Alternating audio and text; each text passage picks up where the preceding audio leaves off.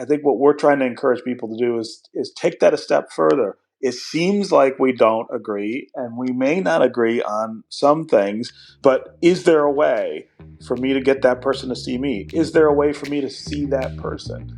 It takes that dropping of assumptions.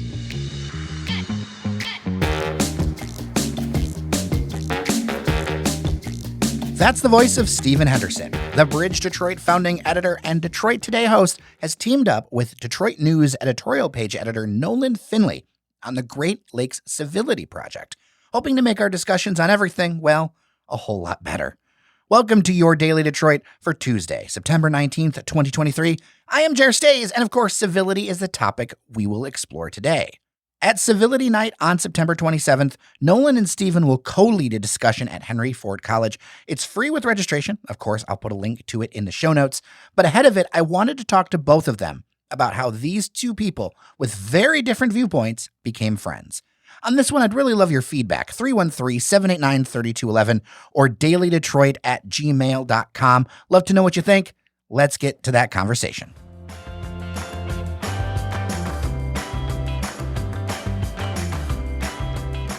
Stephen Henderson and Nolan Finley, welcome to both of you to Daily Detroit. Thanks for having us. Yeah, great to be here. One of the things that I want to talk about, I think, is kind of the thrust of this conversation. At Henry Ford Community College, you have an event coming up on civility, and you have both worked together on this thing called the Civility Project. So people who follow you both online, reading the papers, online sites, all the projects you've done, too many to mention, know that you two have different views politically. But here's the thing. I know that the two of you are good friends. So how did that come to be? That's a great question. I think we ask that too sometimes.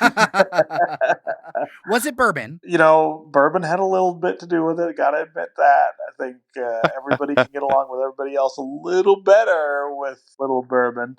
It really does date back to when I got back to Detroit in the late 2000s, 2007. I came back to Detroit from Washington to be the editorial page editor at the Detroit Free Press. Nolan was the editorial page editor at the Detroit News and had been for almost a decade at that point.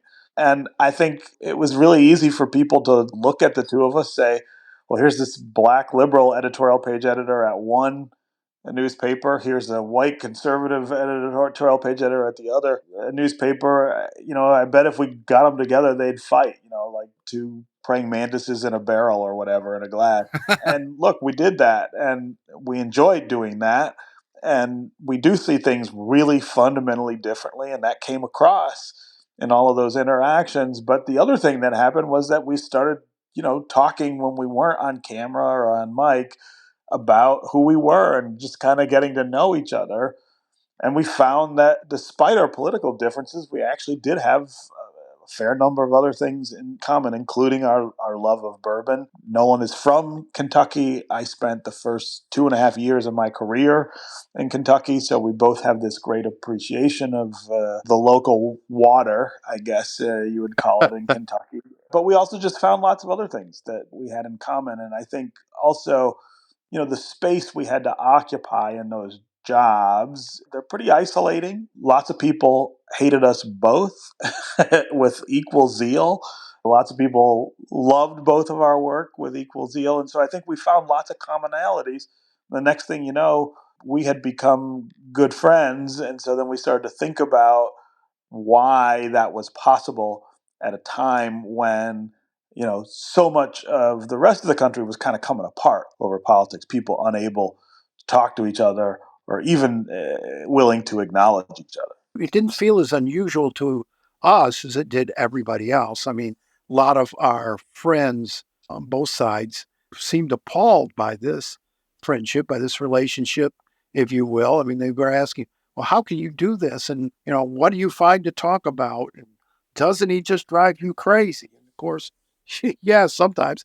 But, for us, it sort of evolved naturally and, then became intentional once we started to think about how we were able to do it and so many others weren't. And I always say the aha moment happened up on Mackinac Island when Steve and I were both up there. I think it was about 2011 to cover the Republican leadership conference, which coming up this weekend again. We were sitting at a bar late one night, and after all the sessions, talking, and I get up to use the restroom, whatever, and these two conservative ladies jumped me. I'd known them; they were, pretty passionate people in their politics, and they said, "Is that Steve Henderson you're sitting with? How can you be friends with him? He's just so awful. We hate him." And that's those kind of words just jarred me. And I said, "You hate him?" I said, "Do you know him? Have you ever talked to him?" They said, "No." And I said, "Well, why don't you go over there and take my seat and sit there and talk to him a little while?" It was an hour and a half later. I pulled them away from Steve. As we're walking away, I asked them, "Well, what do you think?" And they said, "Oh my God, he's wonderful. We just love him." And I thought, nothing changed about them.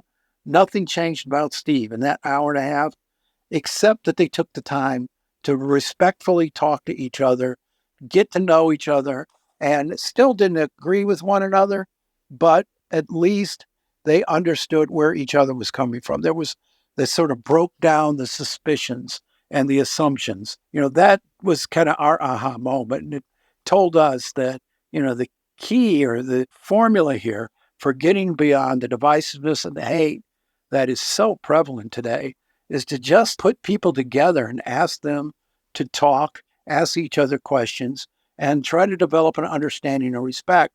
We did it for a while through Bourbon nights where Steve would invite some of his friends, I would invite some of mine, and we just put them together, obviously from different political perspectives, and ask them not to argue about politics, but talk to each other about who they are, what their experiences are, what form their values and beliefs. Because, our guiding principle at the Civility Project is that all good people come to their viewpoints in the same manner. They take the information, the data, they run them through the filter of their own experiences and personal values, and they come up with a viewpoint. If it's different than mine, different than yours, doesn't make them evil, doesn't make them stupid, just means they've lived a different life.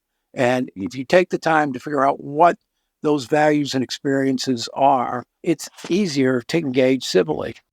Yeah, I mean, we joke about bourbon a bit, but in a lot of ways, it's a bridge. It helps people, and of course, you can have many different bridges. But maybe for the two of you, it's one of maybe many things where you can know someone's humanity, and it's really hard to hate someone when you know them. You know what I mean? Right. Yes, that's right.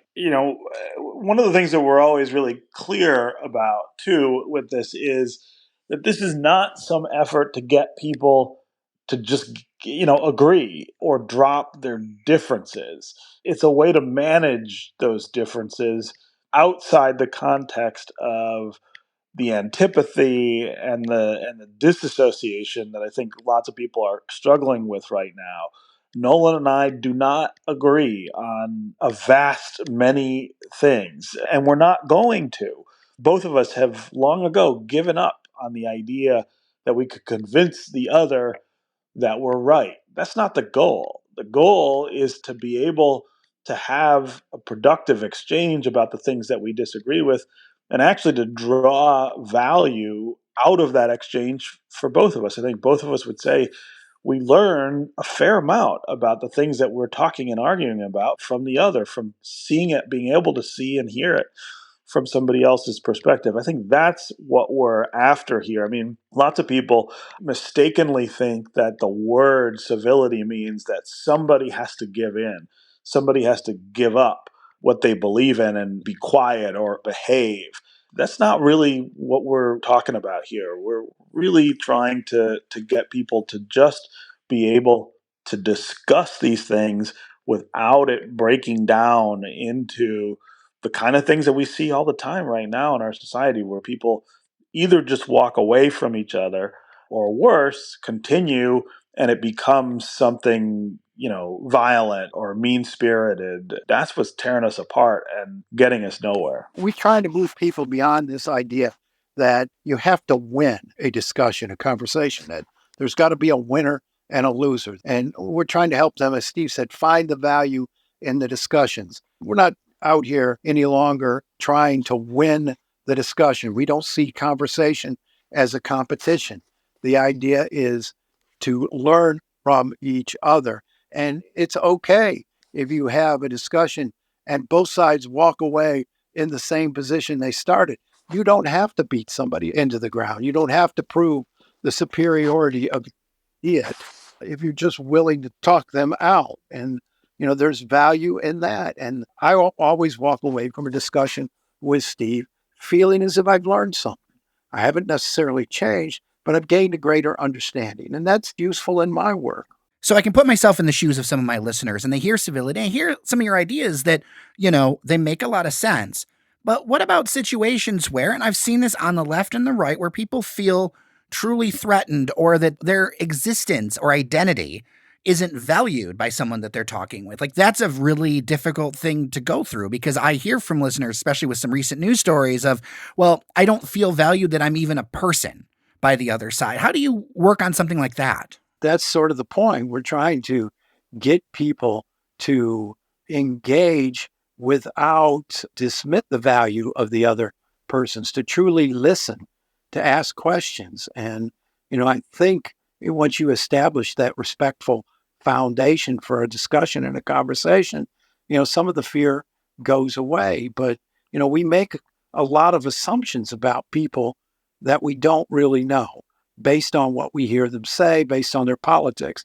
And we are urging people to get beyond those assumptions and get to know each other. I say all the time that we live in this really pivotal time where people who have been locked out or discounted forever, really, in our country, are finally getting a chance to stand up and demand to be counted and included.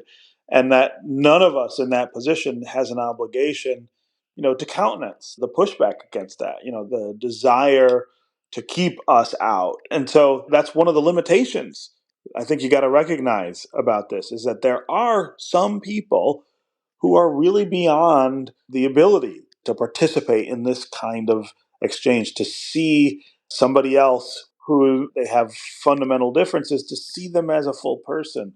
At the same time, I can say with certainty that the number of people who fall into that category is far smaller than any of us actually believes. That when you take the time and can get people to take the time to actually get to know one another, to actually understand where people are coming from, it's a small number of people who stay in that box where they just don't want to interact or just don't want to acknowledge somebody else's humanity or someone else's equality. I think we've become accustomed to and almost trained to assign that kind of dismissiveness to almost everybody who disagrees with us, right? To say, well, that person disagrees, so they can't see me as a person. I think what we're trying to encourage people to do is take that a step further. It seems like we don't agree, and we may not agree on some things, but is there a way for me to get that person to see me? Is there a way for me to see that person? It takes that dropping of assumptions that we begin with in the Civility Project. Make that conclusion after you actually know, after you've actually made the attempt in good faith to be interacting with somebody who disagrees with you. It's hard, and sometimes, yeah, it can be a little precarious, a little frightening, but I think the payoff is worth it, and I think the payoff is more common than most people would suspect it is. So all three of our jobs involve actually talking to people, not just looking at the reactions on social media. And in that, I feel like sometimes social media is a real funhouse mirror for people, for where people are actually at. It kind of exaggerates the edges sometimes, at least to me. How do you feel social media has impacted this and things we can maybe do to kind of limit that, if you agree? So this is actually one thing we really disagree on. Okay. I want to hear it. I think it's the great evil in America today. I think it's done very, very little in the way of connecting people and a whole lot in driving people apart. It's depersonalized conversations and discussions. It has emboldened some of the worst ideas and the worst instincts of our society. And I just think we had a much greater shot at being civil to each other before social media became prominent and we were forced to deal with each other face to face.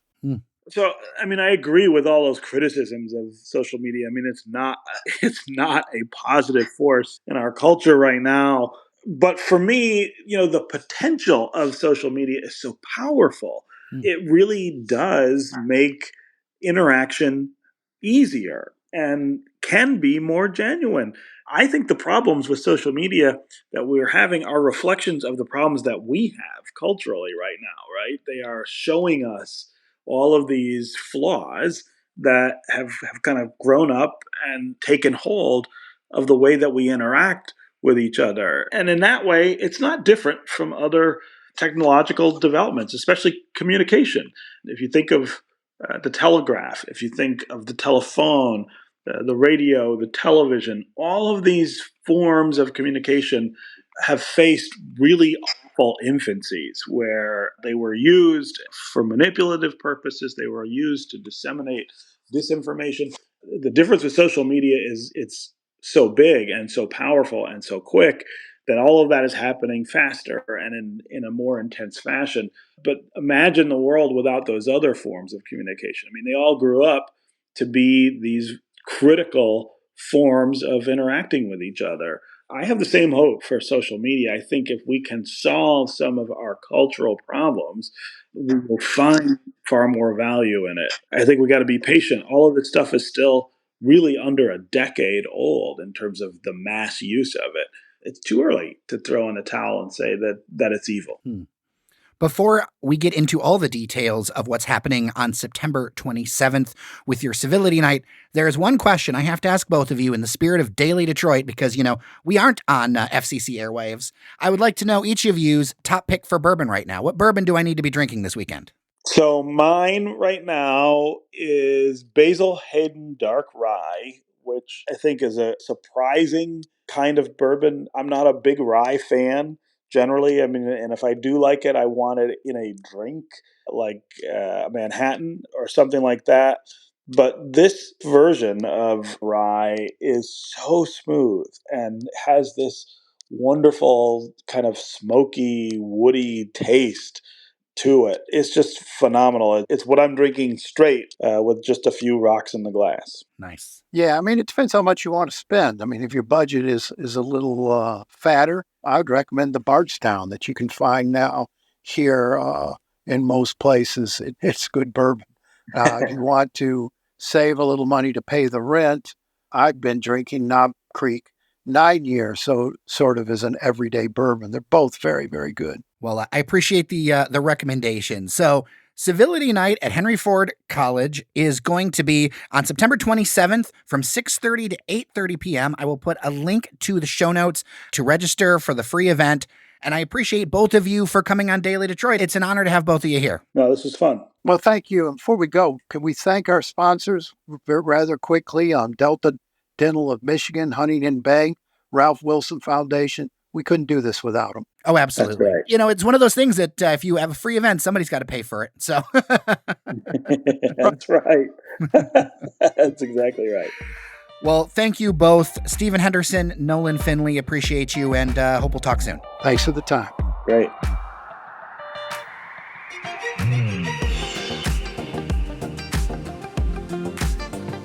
Like I said at the top of the show, would love your thoughts. dailydetroit@gmail.com or 313-789-3211.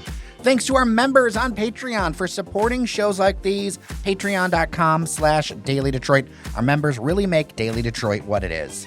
With that, I am Jer Stays. Norris Howard joins me tomorrow. We have so much to talk about. I'm looking forward to it. Remember that you are somebody, and I'll see you around Detroit.